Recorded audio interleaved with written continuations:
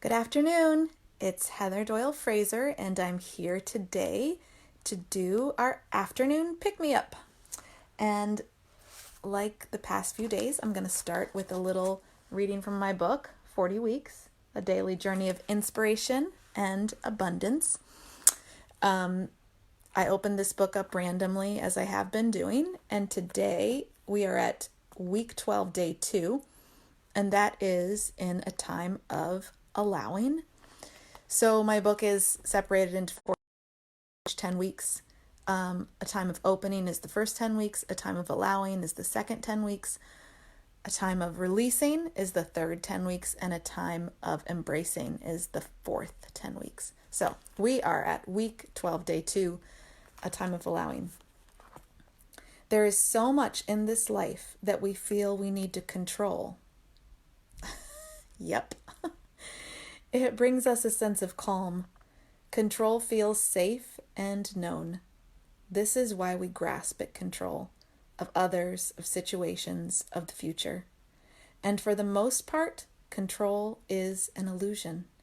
We can only control our choices, our actions, our behaviors, and our responses. Time spent trying to control more is futile. It leads not to safety and certainty, but to tightness and constriction.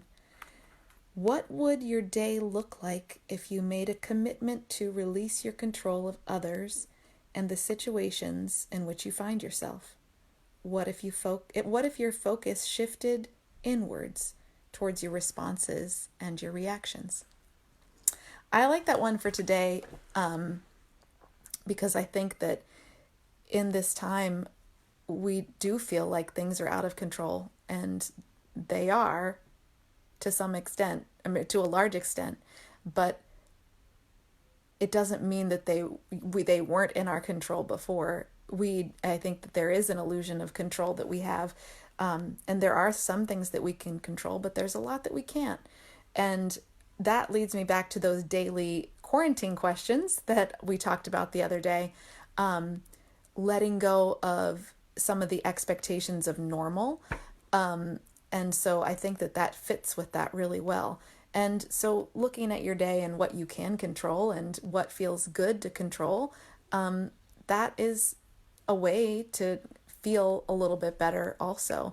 Because we can't control everything, for sure. But I can control, when I go out to take my dog for a walk, and I can, do things like that. Definitely I can make a choice like right this second that I'm making to do these videos and to do what I can to reach and connect with people and help people where I can from a distance. And so those are just some of the things like that. One of the things today I'm wearing this necklace, as you can see. This was my Grandma Doyle's necklace. It's a little just costume jewelry. I don't think she wore it very much. I didn't see her wearing it all that often. And I spent a lot of time with her. Hi, Kendra. How are you?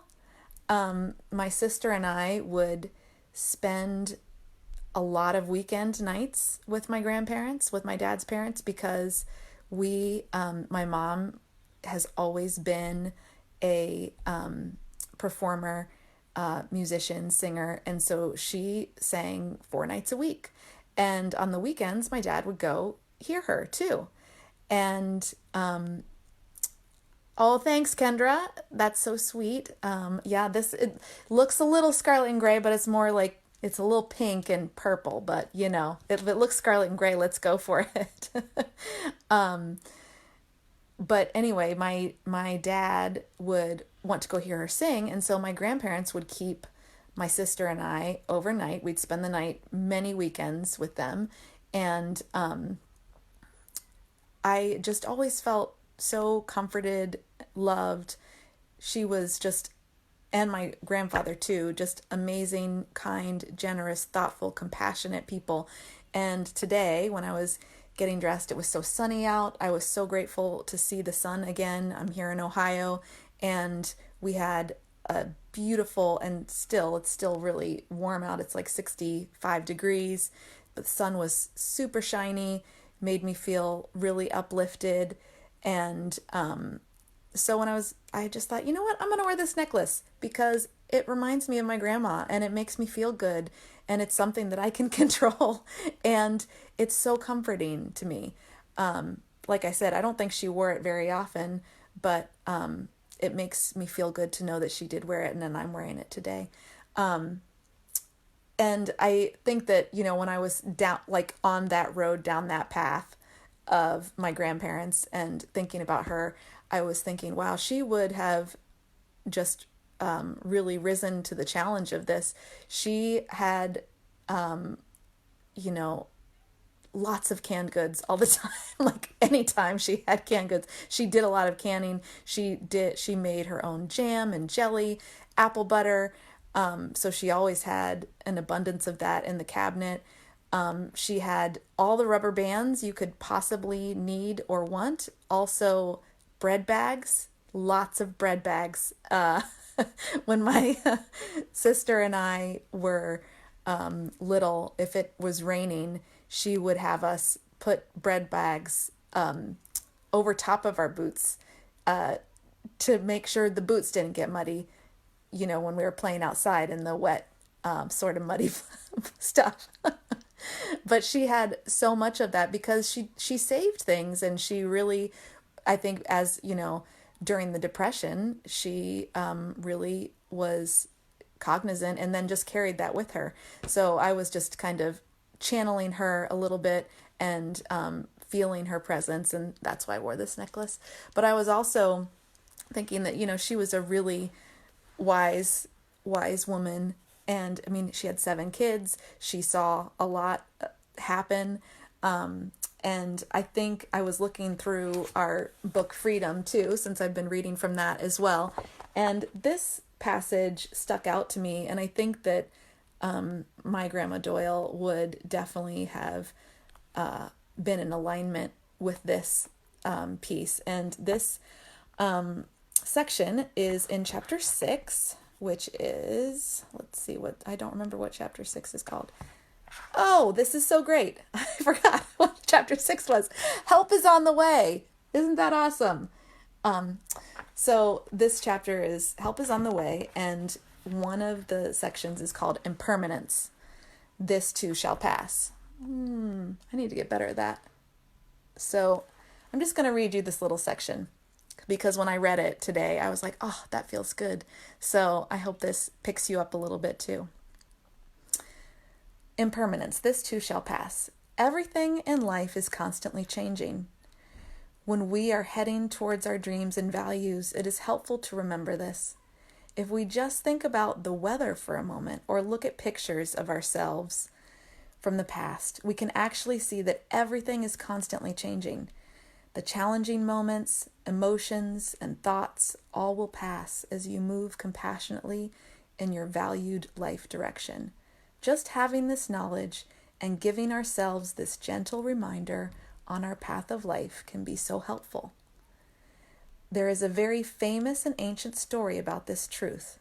According to this story, there once lived a powerful king. The king was continuously torn between happiness and depression. The smallest things could make him really upset or give him an intense emotional reaction, so his happiness easily turned into disappointment and despair. One day, the king became tired of himself and started seeking a way out. He sent for a woman known for being one of the wisest people in the kingdom. When she arrived, the king said to her, "I want to be like you. Can you bring me something that gives me balance, peace, and serenity in my life?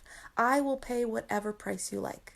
The wise woman replied, "I may be able to help you, but the price is so great that not even your kingdom would be enough to payment for it.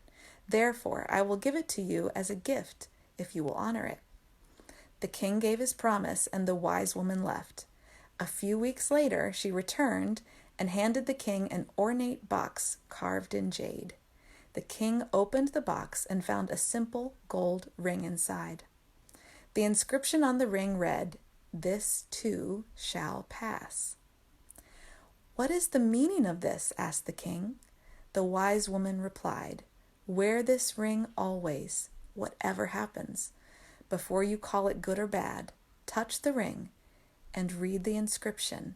That way you will always be at peace. If we practice slowing down and using our soothing rhythm breathing, we are better able to access the wisdom of this ancient story. This story helps us to remember that all things, including difficult emotions, thoughts, and circumstances, will pass. If we look a little deeper at the fact that everything is impermanent, we can start to see the importance and goodness of it.